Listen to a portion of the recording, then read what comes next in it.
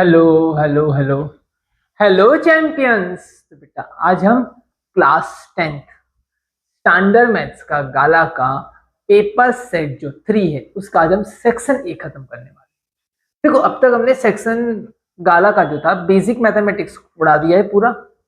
और जो standard maths है इसका पेपर 1 और 2 हो चुका है, पेपर 3 पे आ रहे हैं, मार्वेल के पेपर्स होंगे। और अगर आप स्टैंडर्ड मैथ्स हो और इंग्लिश मीडियम से ही हो बेटा तो आपको क्या करना है, आपको बेसिक मैथ्स के पेपर भी सॉल्व करने हैं, स्टैंडर्ड मैथ्स के पेपर भी सॉल्व करने हैं। चाहो तो आप ईडीयू कार्ड के ओसवाल के पेपर भी आप सॉल्व कर सकते हो। ऐसे बेनिफिट क्या होगा, जिस बच्चे ने अगर 80 आउट ऑफ 80 का टारगेट लेके चल रहा होगा उसका होगा क्या कि अगर आपने 80 आउट ऑफ 80 टारगेट ले रखा है तो आपके इक्का दुक्का जो मार्क्स कटेंगे ना वो सेक्शन ए में ही कटेंगे। बाकी आपको ने प्रॉपर तरीके से लिखा होगा तो मार्क्स कटने के चांसेस बहुत कम होंगे। एक आध दो मार्क्स कटेंगे वो सेक्शन ए से ही कटेंगे। अगर आपके 80 में से 80 का टारगेट है तो आपको डेफिनेटली सेक्शन ए का basic maths, standard maths, CBSE level का ओसवाल ईडीयू कार्ड जो मिल रहा है सब कुछ उड़ा दो, कुछ भी मत छोड़ना। तभी जाके आपके 24 में से 24 का आप टारगेट ले सकते हो कि सेक्शन ए में मेरे 24 से 24 सिक्योर होंगे। और ये पेपर्स खत्म होंगे उसके बाद मैं तुम्हें कुछ इंपॉर्टेंट क्वेश्चंस की लिस्ट दूंगा, वो कराऊंगा। और बोर्ड के पेपर के 2 दिन पहले 1 दिन पहले मैं कुछ ऐसे क्वेश्चंस कराऊंगा जो तुम्हें बोर्ड के पेपर के अंदर दिखाई देंगे। Ditto same to same questions वहां पे तुम्हें दिखाई देंगे। ठीक है, तो आज के कार्यक्रम में हम सेक्शन ए का जो पिटारा है वो खत्म करते हैं बेटा। चल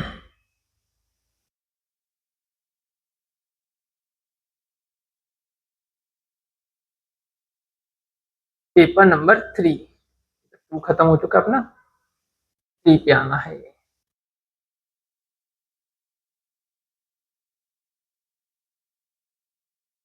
चलो पेपर नंबर 3 पहला क्वेश्चन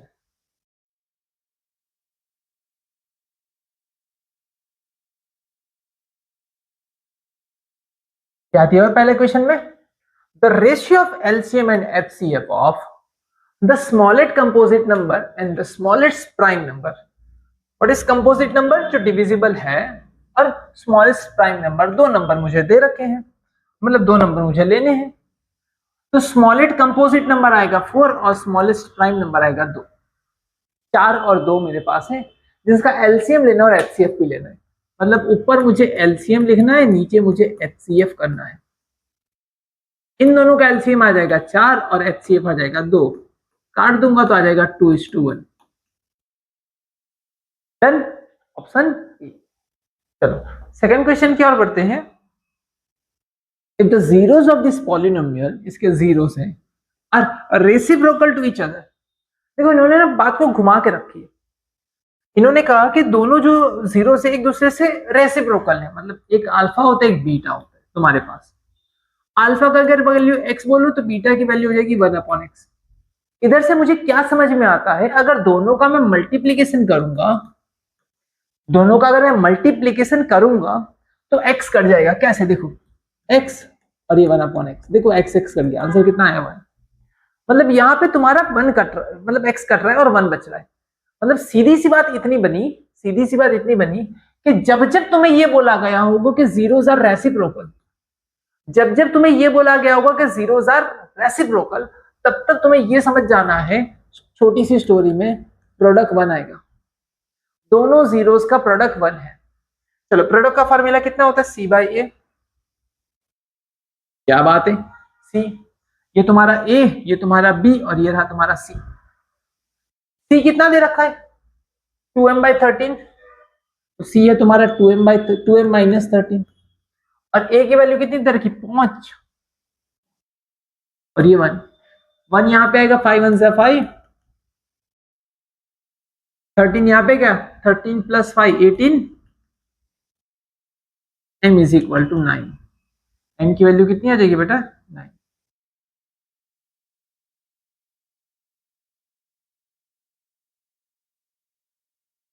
डन, क्या हो रहा है, 2m - 13 है ना।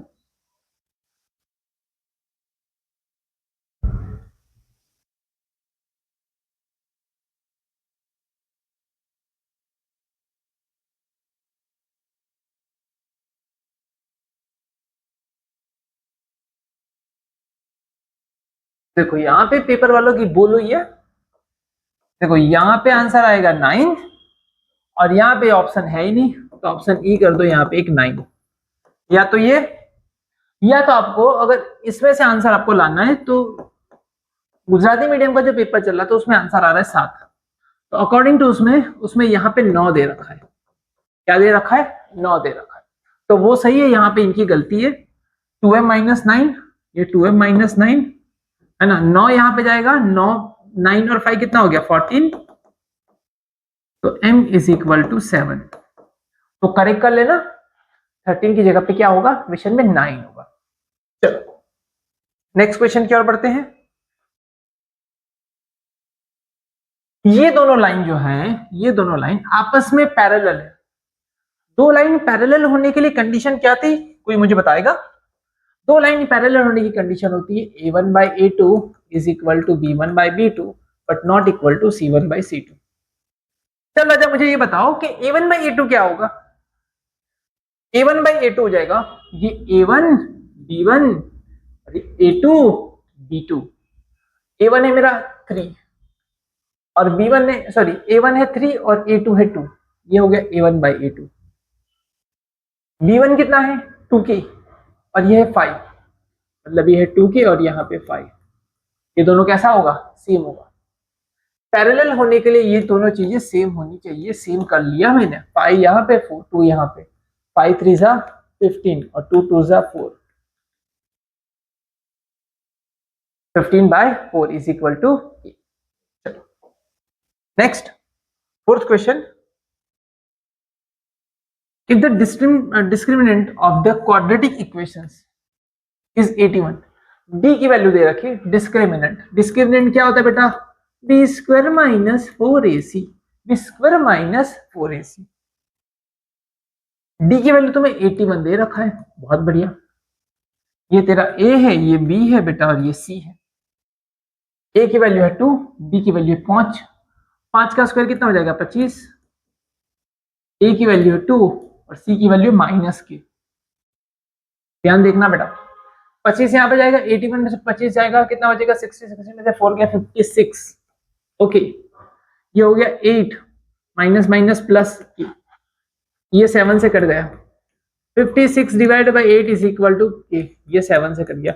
अब देखो स्टैंडर्ड मैथ्स ले रखा है, ऐसे फालतू की जो छोटी छोटी मैथ्स की कैलकुलेशंस नहीं दिखाऊंगा।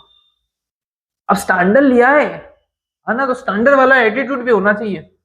चलो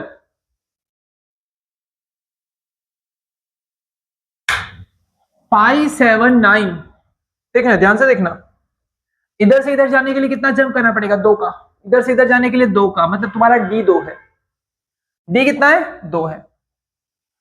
okay, d is equal to 2, done. अब फर्स्ट टर्म तुम्हारी 5 है, ओके, सबका एडिशन तुम्हारा 437 हो रहा है।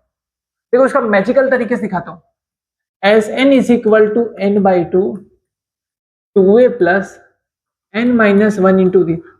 तुम कैसे करते हो और मैं कैसे करता हूं, दोनों में डिफरेंस है।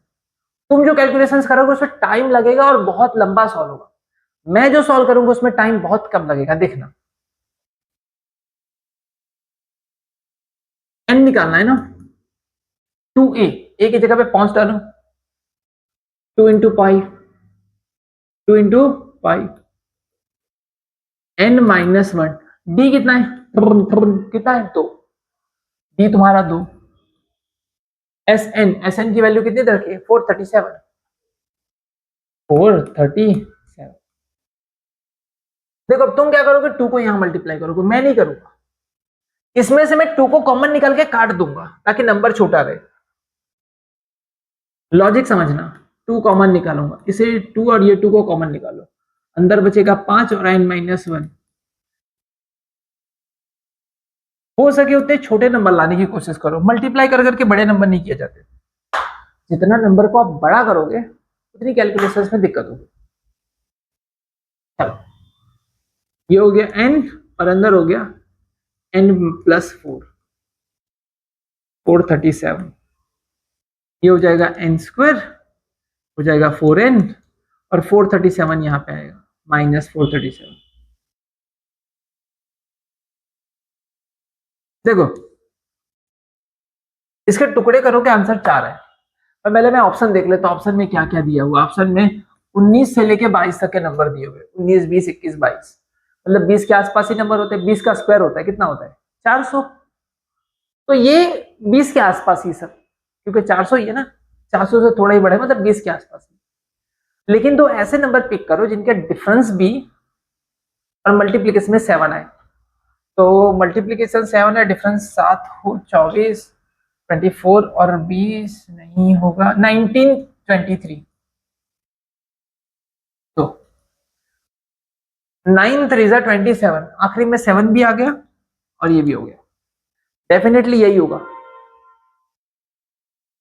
एन स्क्वायर 23 बड़ा हो गया और 19 छोटा है। डन। चलो कॉमन निकालो, कॉमन कितना निकलेगा n, है ना, कॉमन निकलेगा n, तो यहाँ पे n प्लस 23, यहाँ पे 19 कॉमन निकलेगा तो n प्लस 23। चलो क्या हो जाएगा यहाँ पे, n प्लस 23 बाहर आ जाएगा, अंदर कितना रहेगा n माइनस 19, मतलब n इज इक्वल टू, उधर जाएगा तो माइनस 23 और ये 19 उधर जाएगा तो प्लस 19। प्लस वैल्यू कंसीडर की जाएगी, माइनस वैल्यू n की चलती नहीं है, तो 19 आंसर आ जाएगा। तो इसमें आंसर है 19 ए। कैसा लगा? चलो नेक्स्ट क्वेश्चन। एबीसी दिया हुआ M and lies on AB, AB के साइड पे है रिस्पेक्टिवली, ये दोनों पैरेलल है। अच्छा कुछ स्टोरी ऐसी है, स्टोरी कुछ इस तरीके की है, यह ए बी और सी।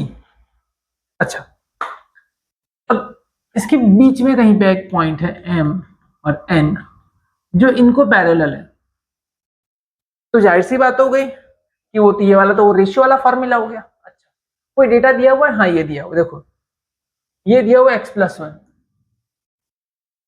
और ये दिया हुआ है M B is equal to x, ये दिया हुआ है 3 माइनस 3x, 3x माइनस 3, और ये दिया है 4x माइनस 10, x की वैल्यू निकालनी।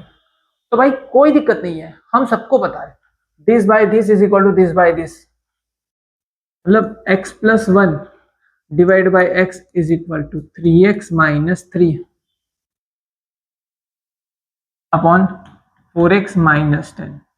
ये तू यहाँ पे और तू यहाँ पे, सिंपल, तू यहाँ पे जाएगा मतलब x प्लस 1 के साथ जाएगा 4x माइनस 10 और 3x माइनस 3 के साथ जाएगा x जाएगा 4x स्क्वायर, x जाएगा 10x, x 1 जाएगा 4x माइनस 10।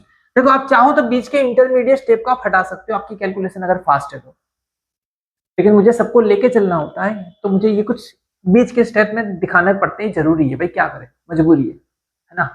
तो मैं दिखाऊंगा नहीं तो कुछ बच्चे ऐसे होंगे कि सर आपने बीच का स्टेप निकाल दिया, हम समझ नहीं पाए कैसे होगा कैसे नहीं होगा, ऐसा होता है। ये एक्स अंदर गया 3x स्क्वायर माइनस 3x। चलो अब देखिए 4x स्क्वायर में से 3x स्क्वायर गया, एक्स स्क्वायर बचा, ये 3 यहां पे आ जाएगा, 4 और 3 7, 10 में से 7 गया, 3 बचा माइनस 10, 10 कैसे टुकड़े करो आंसर 3 आए, पाई टू जा x square minus 5x plus 2x, common निकालो,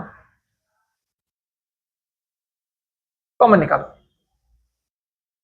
x कॉमन, x कॉमन मतलब x माइनस 5 प्लस 2 कॉमन मतलब x माइनस 5, एक आया x माइनस 5 और दूसरा आया कितना x plus 2 is equal to 0 is equal to 0, x is equal to 5, x is equal to minus 2, दोनों में से या तो ये या तो ये या तो दोनों, x is equal to 5 consider किया जाएगा, माइनस 2 है ही नहीं, जाके प्लस 2 मत ठोक के आ जाना है, ये गलत हो जाएगा, माइनस सॉरी 5, कितना आंसर आएगा 5 आंसर आएगा। चलो next question 7, if the distance between if the distance between the point this and this is 4√2, कितना दिया बेटा 4√2। चलो तो डिस्टेंस कितना दे रखा है, 2 पॉइंट हमें दिया है, एक पॉइंट P एक पॉइंट Q, इतना डिस्टेंस दे रखा है। डिस्टेंस का फॉर्मूला क्या होता है, PQ square is equal to PQ square is equal to PQ square का फॉर्मूला क्या हो जाएगा बेटा, x2 minus x1 whole square y2 minus y1 whole square. ये तुम्हारा x, ये देखो x1 y1 x2 y2, x2 कितना है a minus minus minus plus y, और y2 कितना है 3 माइनस 4, सॉरी 3 माइनस 7, और ये कितना दे रखा है 4√2, ये दे रखा है 4√2, 4 का स्क्वायर 16, √2 का स्क्वायर 2। इसका एक्सपांड कर ले, एक काम करो मत करो, डायरेक्ट हो जाएगा आंसर, डायरेक्ट आ जाएगा। फिर कैसे पता चला, अभी देखना अभी देखना, ये हो जाएगा -4 का स्क्वायर कितना होता है 16, बहुत बढ़िया। देखो 16 दूना 32, 32 में से 16 गया, 32 में से 16 गया, 16 बचा, ये 32 में से 16 गया, 16 बचा, इसके दो आंसर निकलेंगे, ये +4 का स्क्वायर भी यही आएगा और -4 का आंसर भी वही आता है। देखना 5 यहां पे गया मतलब -1, और 5 यहां पे गया -9, दोनों में से जो आंसर दिया वो लिख देना। कितना दिया -1, ए भाई -1 लिख देंगे, हमको कोई दिक्कत नहीं है, जो दिया होगा हम वो टिक कर लेंगे। चलो नेक्स्ट क्वेश्चन की ओर बढ़ते हैं।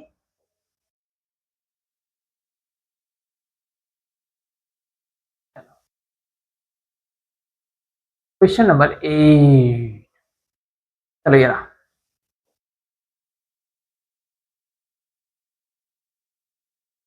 इसकी वैल्यू मुझे निकालनी है। 2 tan 30 की वैल्यू होती है 1/√3, फिर क्या दिया 1, tan स्क्वायर 30, tan 30 का स्क्वायर करना है, 1/√3 का स्क्वायर करना है, इसकी वैल्यू निकालनी है। अब बोले ये किससे सॉल्व नहीं होगा, सबसे हो जाएगा, क्या ही है, कुछ भी नहीं बचा। देखो ऊपर है 2 / √3, नीचे कितना है पता है 1, और ये 1 का स्क्वायर 1, √3 का स्क्वायर 3, 3 यहां पे गया, एलसीएम लो तो 3 यहां पे जाएगा, क्या हो जाएगा 3 + 1, 4 / 3, लो कौन सी वैल्यू कहां जाएगी, ये जाएगा ऊपर और ये आएगा नीचे, तो 2 के नीचे √3 और 4 के ऊपर 3, इसने इसको 2 से काट दिया। 3 मतलब असली में क्या होता है पता है, 3 जो होता है ना 3, ये 3, इसका मतलब तो √3 2 बार, एक √3 कट गया, एक √3 बचा, आंसर है √3/2, √3/2। बोलो क्लियर। चलो next question. A line intersect a circle in 2 distinct point, ये है सर्कल, इसको काटने वाली एक लाइन, ऐसे दो जगह पे एक लाइन काट के जा रही है ऐसे, इसको क्या कहते हैं सेकंड कहते हैं, क्या कहते हैं सेकंड, काटने वाली line second. The hour hand of the clock subtends an angle of measurement during a 1 minute। बहुत मजेदार चीज है, ध्यान से सुनना। पहले अपनी घड़ी बना लो, यहाँ पे घड़ी छापते हैं, घड़ी, ये बड़े घड़ी में 12, ये 3, ये 6, ये 9, ये 1 2 4 5 7 8 10 11। क्या मुझे स्कूल में घड़ी बनानी नहीं बनानी, पेपर में बनानी नहीं बनानी है, सिर्फ समझने के लिए बनानी है अभी तुम्हें सिर्फ समझने के लिए बनानी है। चलो अगर एक यहाँ पे और यहाँ पे इनके बीच का जो एंगल होता है ना वो 90, मतलब कोई भी हैंड जो है वो यहां से घूम तक यहां तक आएगा, तो कितना एंगल स्वैप करे उसने 90 चला है ना, यहां से यहां तक। अगर वो यहाँ पे आ रहा है तो 30 चलेगा, फिर यहाँ पे आएगा फिर 30 चलेगा, फिर यहाँ पे आएगा फिर 30 चलेगा। मतलब वो टोटल यहां से यहां तक आने में 90 चलता है। कौन सा हैंड की बात चल रही? Hour hand. तो हमारा फोकस सिर्फ और सिर्फ आवर हैंड पे होगा। हम आवर हैंड को उठाते हैं, ध्यान से समझना। मान लो आवर हैंड यहां पे है, 12 बजेंगे, और आवर एंड जब यहां पे आएगा तो कितने बजेंगे बेटा? 1। उसको 12 से 1 मतलब 30 डिग्री चलने के लिए उसे कितना समय लगता है बताओ? 12 से 1 तक आने के लिए आवर हैंड को, है ना, आवर हैंड को कितना टाइम लगता है बेटा? 1 आवर। 1 आवर मतलब 60 मिनट लगता है। मतलब 60 मिनट के अंदर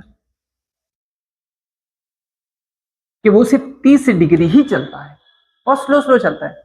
60 मिनट के अंदर वो सिर्फ और सिर्फ 30 डिग्री चलता है, तो वो 1 मिनट के अंदर कितना चलेगा? तो 1 इंटू 30 डिवाइड बाई 60, आंसर आएगा 1/2 मतलब आधा डिग्री। ये नोट करके याद करके चल लेना, आधा डिग्री। क्लियर है? अब यहां पे मिनट हैंड की जगह, सॉरी आवर हैंड की जगह पे मिनट हैंड कर दो, तो क्वेश्चन का आंसर पूरा बदल जाएगा। ध्यान से सुनना। आवर हैंड का देख लिया कि भैया 60 मिनट में वो 30 डिग्री चलता है, यहां से यहां तक आने उसे 60 मिनट लग जाते हैं। लेकिन अगर मिनट हैंड की बारे में बात करूं, मिनट हैंड, MH मतलब मिनट हैंड, यहां से यहां तक आते उसे कितना समय लगता है? 5 minute, 10 minute, 20 minute, sorry 5 minute, 10 minute, 15 minute. मतलब वो 5-5 मिनट में 30 डिग्री चल लेता है। 5 मिनट, फिर 5 मिनट, फिर 5 मिनट, एवरी 5 मिनट के अंदर वो 30 डिग्री चल लेता है। तो 1 मिनट में कितना डिग्री चलेगा? 1 मिनट में कितना डिग्री चलेगा? तो इसका आया आंसर आया 1 मिनट में वो 0.5 चलेगा। और इसका आंसर कितना आता है? ध्यान से देखना, 30 डिवाइड बाई 5, आंसर आएगा 12 डिग्री। मिनट हैंड 1 मिनट में 12 डिग्री चलता है, जबकि ये बेटा 1 मिनट में सिर्फ और सिर्फ आधा डिग्री चलता है। बोलो क्लियर है? नेक्स्ट क्वेश्चन क्या है पढ़ते हैं। द वॉल्यूम ऑफ, वॉल्यूम नहीं volume, the volume of sphere with radius pi. Volume का फॉर्मूला क्या होता है? 4/3 पाई आर क्यूब। अब भाई साहब उसकी रेडियस भी जो है ना वो पाई के बराबर ही है। 3 बार और 1 4 बार पाई हो गया, पाई की पावर 4 हो गई। ये कहीं आंसर झलक रहा है? ये रहा। तो जो झलकता हुआ आंसर दिखाई दिया उसे तुमने टिक कर डाला। क्लियर है? चलो नेक्स्ट क्वेश्चन की ओर बढ़ते हैं। हमारा 12 नंबर का क्वेश्चन क्या कह रहा है? 12 नंबर के क्वेश्चन में, if the mean of frequency of distribution exceeds the mode bye 18, मतलब जो मीन है ना बड़ा है, मोड से 18 बड़ा है, 18 टाइम्स बड़ा है, 18 टाइम्स नहीं, 18 जितना बड़ा है। Then the mean and exceed the median by, मतलब मुझे ये बताना है कि मीन से, मीन कितना ज्यादा है मीडियन से, मीन जो है वो कितना ज्यादा है मीडियन से। अब देखना मेरे पास एक रिलेशन है, उस रिलेशन को ये है, एक मोड 2 मीन मिलके 3 मीडियन बनाते हैं। ये फॉर्मूला सबको रटा हुआ होगा। मुझे रिलेशन बनाना है x और m का, तो मुझे z को हटाना पड़ेगा। तो मैंने यहां से z की वैल्यू ले ली, तो यहां पे, तो यहां पे बन गया z।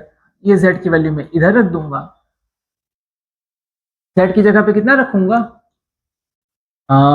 ये रख दूंगा। एक मीन और 2 मीन, कुल मिला के कितने मीन हो गए? 3 मीन हो गए। एक मीन और ये कुल मिला के कितने हो गए? 3 मीन हो गए। अच्छा 18 को वहां भेज दो,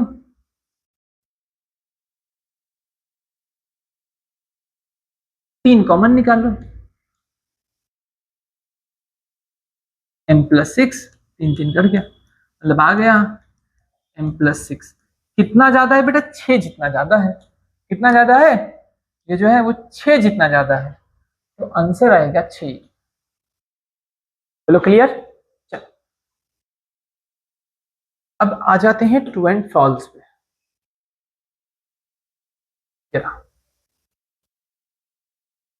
the sum of probability of all the primary elementary events is 1। सही है, जितनी भी चीजें हो सकती है ना हो सकती है उनकी टोटल प्रोबेबिलिटी का एडिशन कितना होता है, 1 होता है। नेक्स्ट क्वेश्चन पे आते हैं। The graph of the pair of linear equation this and this are coincident line. अच्छा, कोइंसिडेंट लाइन के लिए कंडीशन क्या होती है पता है? कोइंसिडेंट लाइन का मतलब एक पे दूसरी लाइन आई हुई है, फिर इनफाइनाइट मैनी सॉल्यूशंस, है ना, एक पे ही दूसरी लाइन आई है। अब इसका सोल्यूशन कैसे पता चलेगा कि ये लाइन कब कहलाती है? इसके लिए कंडीशन है a1 by a2 is equal to b1 by b2 is equal to c1 by c2। ये होना चाहिए। अगर ये है तो कोइंसिडेंट लाइन कहलाएगी, वरना नहीं कहलाएगी। चलो तो ये देख लेते हैं। ये यहाँ पे ये 7 है और यहाँ पे 3 है, मतलब ये हो गया 7/3। इधर देख लेते हैं, ये 10 है और यहाँ पे -30/7 है। ये 10 है और यहाँ पे -30/7 है। 7 ऊपर गया, है ना, 7 गया ऊपर, 0 0 कर गया, -7/3 और इनका है 7/3। मतलब इसकी वैल्यू इतनी और इसकी वैल्यू इतनी, दोनों सेम नहीं है, दोनों सेम नहीं है। मतलब तुम लोग झूठ बोल रहे हो, गलत बोल रहे हो, उल्लू बना रहे हो, कोइंसिडेंट लाइन नहीं है। चलो next point. The product of root of equations this is 14। चलो रूट का प्रोडक्ट निकालना है। रूट्स का product alpha into beta, formula होता है 6/8। तुम्हारा सी दे रखा है -14, वेरी गुड, और ए दे रखा है 5, तो 5, ये आंसर आता है। और ये लोग क्या बकेती कर रहे हैं? बकेती ये कर रहे हैं कि आंसर है -14। गलत है, ये गलत है। चलो नेक्स्ट जो क्वेश्चन है, a circle has its centres at the origin and point.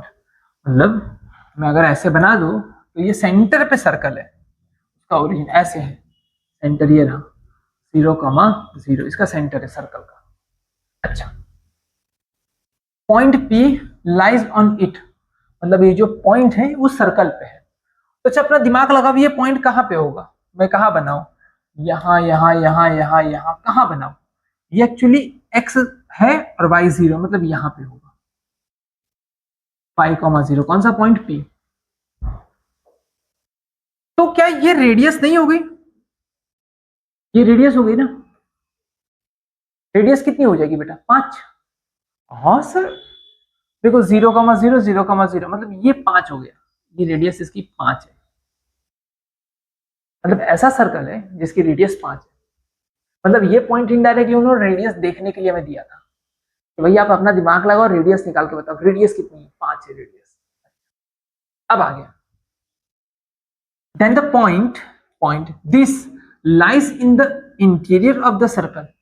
इन्होंने बोला था ये जो पॉइंट है वो सर्कल के अंदर है, सर्कल के यहाँ पे अंदर है। देखो सीधी सी बात है, अगर कोई भी पॉइंट में अगर लू, कोई भी अगर मैं पॉइंट लू, ये तो ओरिजिन है 0,0 और ये जो पॉइंट दे रखा है वो कितना है बेटा? 5,0। ये तुम्हारा रेडियस हो गया। अगर कोई भी पॉइंट लो, अगर वो पॉइंट अंदर है तो डिस्टेंस रेडियस से छोटा होगा।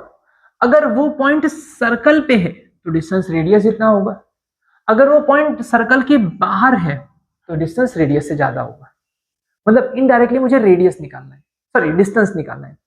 डिस्टेंस निकाला, अगर वो रेडियस जितना आया तो सर्कल पे, रेडियस से छोटा आया तो अंदर, और रेडियस से बड़ा आया मतलब बाहर होगा। अब इसका डिस्टेंस निकालते हैं। इसका डिस्टेंस यहां से निकालते हैं। तो मतलब जो हमारा पॉइंट है वो है 0,0 और जो तुमने पॉइंट दिया है वो पॉइंट दिया है 3,4। 4 पॉइंट है Q। तो OQ स्क्वायर का डिस्टेंस निकालते हैं, कितना आता है? तो फॉर्मूला होता है x2 minus x1 whole square, y2 minus y1 whole square. अब देखो इसमें तो सॉल्व करना पड़ेगा, वन वर्ड में आंसर देने मतलब तुम ये रफली सॉल्व कर लो, कोई दिक्कत नहीं, फॉर्मूला वार्मूला नहीं लगाओगे चलेगा। चलो 3 minus 0 whole square, 4 minus 0 whole square, ये हो गया 9, ये हो गया 16, मतलब ये हो गया 25। O Q is equal to कितना हो गया बेटा, रेडियस है तो प्लस ही कंसीडर किया जाएगा, +5, रेडियस है 5, कितनी है सर, इसका डिस्टेंस आया 5, इसका डिस्टेंस कितना आया 5। अब देखा जाए तो इसका डिस्टेंस 5 है, इसका डिस्टेंस कितना है 5 है, और रेडियस भी 5 है, रेडियस और डिस्टेंस सेम आया, मतलब एक्चुअली ये वाला जो पॉइंट है ना, ये वो यहां नहीं है, वो एग्जैक्ट सर्कल पे है।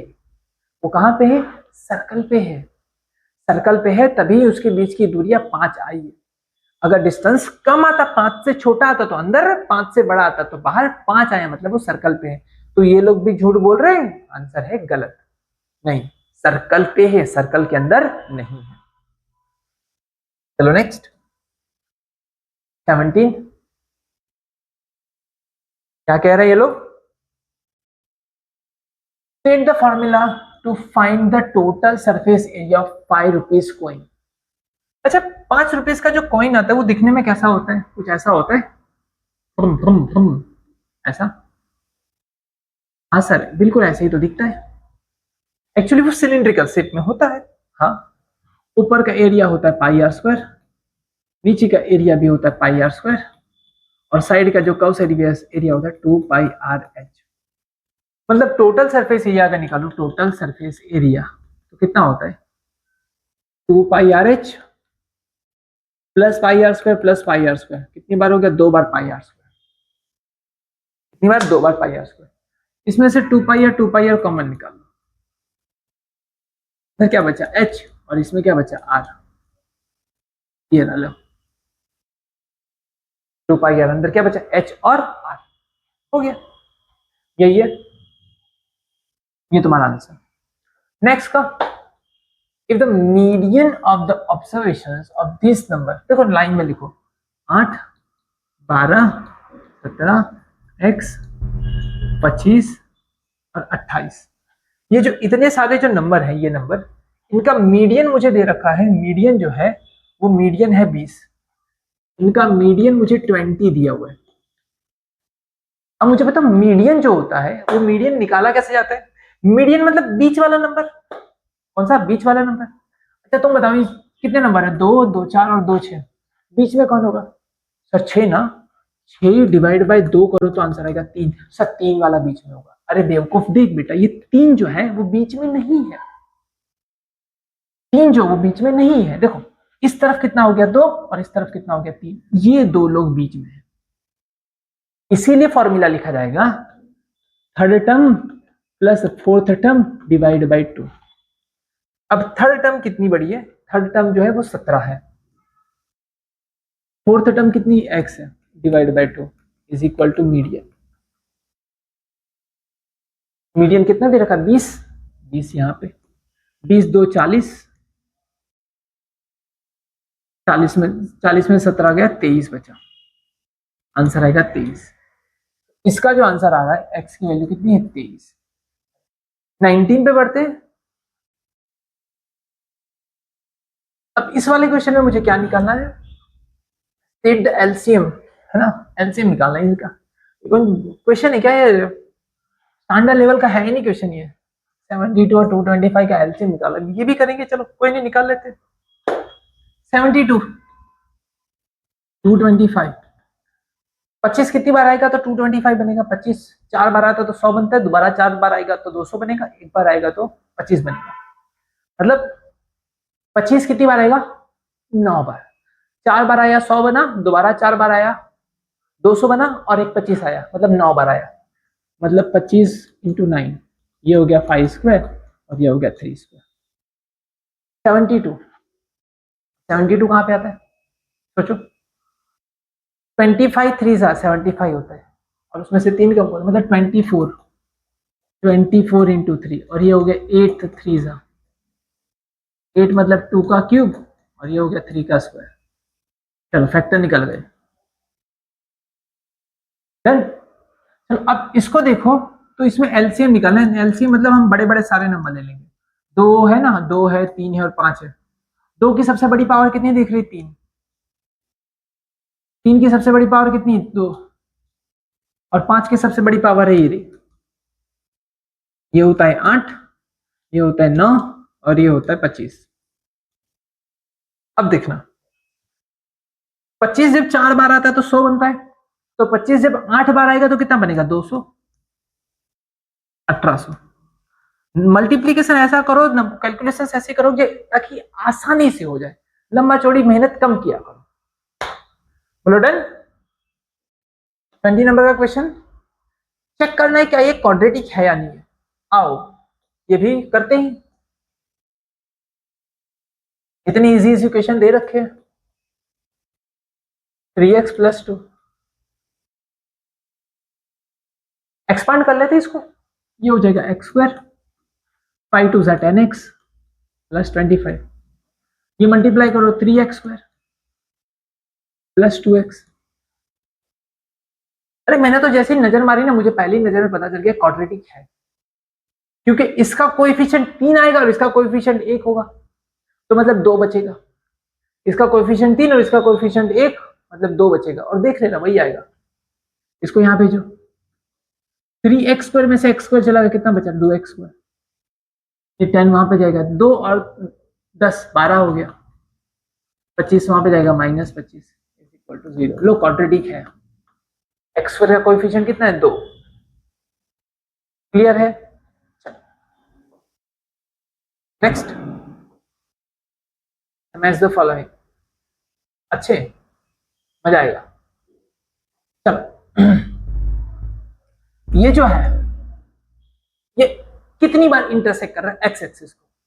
एक्स एक्सिस को कितनी बार इंटरसेक्ट कर रहा है, ये मेरा क्वेश्चन है। यही मेरा क्वेश्चन है कि एक्स एक्सिस को ये कितनी बार इंटरसेक्ट करेगा। तो ध्यान से समझिएगा। अब पहले मैं इसका सॉल्यूशन निकालता हूं। जितनी बार इंटरसेक्ट करेगा उतना सॉल्यूशन आएंगे, उतने जीरोस मिलेंगे। इसके जीरोस निकालो। x² - 5x + 6 = 0। चलो इसका सॉल्यूशन निकालो। तोड़ दिया जाए, हाँ कितने से जुटेगा? 3 2 चलो 3 2 तोड़ दो। x कॉमन, अंदर क्या बचा? x - 3। 2 कॉमन, अंदर क्या बचा? x - 3। x - 3 यहां पे, x - 2 यहां पे। x - 3 = 0, x - 2 = 0, मतलब x = 3 और x = 2। कितने जीरोस आ रहे हैं? 2 जीरो आ रहे हैं। मतलब 2 जीरोस अगर आ रहे हैं तो एक्सिस को कितनी बार इंटरसेक्ट करेगा? 2। मतलब ये जो लाइन है वो एक्सिस को 2 बार इंटरसेक्ट करेगी।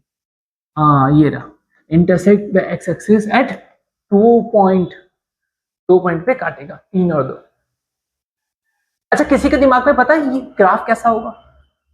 देखो ग्राफ ऐसा होगा, जो ग्राफ होगा ना ऐसे होगा, 2 और 3, ये 1, ये 2 और ये 3, है ना? तो कैसा ग्राफ होगा? ऐसा होगा, थोड़ा इधर झुका, ऐसे ऐसे ही होगा, ऊपर की तरफ ऐसा खुला। कितनी जगह पे काटा? 2 जगह पे, बाकी एक्स को कहीं काटेगा ही नहीं। तो नेक्स्ट इस पे आ जाओ, कौन मुझे बताएगा इसका आंसर क्या आएगा? जल्दी सोचो, जल्दी सोचो। x² + 12 + 4। देखो ये जो है ना, तुम्हें डायरेक्ट ट्रिगर हुआ या नहीं हुआ? अभी देखना हो जाएगा। ये जो है वो x + 2 का स्क्वायर है, हुआ? ये किसका? x + 2 का स्क्वायर है। अगर नहीं हुआ तो कोई दिक्कत नहीं, स्प्लिटिंग कर लो। x² 2x 2x + 4 = 0। चलो इसको और इसको देखो, x कॉमन, कितना कॉमन? x कॉमन, अंदर x + 2 + 2 कॉमन, x + 2 x + 2 और x प्लस 2 2 बार है, मतलब x इज इक्वल टू -2। उसका भी आंसर -2, इसका भी आंसर -2, मतलब -2 ही आएगा। मतलब x एक्सिस को एक ही जगह पे कट करेगा एट 1 पॉइंट। x एक्सिस को कितनी जगह पे काटेगा? सिर्फ और सिर्फ एक ही जगह पे काट रहा है, 1 पॉइंट, ओनली 1 पॉइंट। क्या इतनी बातें क्लियर है? इसका ग्राफ दिखा दो, चलो इसका भी ग्राफ देख लो। इसका ग्राफ कुछ ऐसा आएगा। कहां पे काट रहा है? -2 ना, यहां पे आएगा ऐसे, x -1 और -2 पे कटेगा बस, और कहीं कटने वाला नहीं। चलो नेक्स्ट क्वेश्चन, ये रहा। sin 30 cos 60 का मल्टीप्लीकेशन कितना होगा? चलो sin 30 की वैल्यू बताओ। sin 30 1/2, cos 60 वो भी 1/2, 1/2 1 into 1 1 और नीचे 2 2 4 1/4, 1/। चलो नेक्स्ट, sin 30 एंड cosec 30। देखो sin 30 और cosec 30 जो होता है ना, वो sin का उल्टा होता है ना। दोनों एक दूसरे के रेसिप्रोकल है, दोनों एक दूसरे से उल्टे होते हैं, तो क्या होगा? काई पोछी काट देगा, आंसर हो जाएगा 1। तो इसका आंसर हो जाएगा 1 और इसका वाला ये रहा। इसी के साथ ये वाली एक्सरसाइज भी होती है तुम्हारा, ये वाला सॉरी सेक्शन भी होता है खत्म। अब हम मिलेंगे बेटा नेक्स्ट पेपर में नेक्स्ट सेक्शन के साथ। जिस तरीके से प्यार और मोहब्बत के साथ और अपने दिल और जुनून के साथ पढ़ाई कर रहे थे, उसी तरीके से पढ़ाई करते रहिएगा। मिलते हैं नेक्स्ट क्लास में, तब तक के लिए हैव अ गुड डे।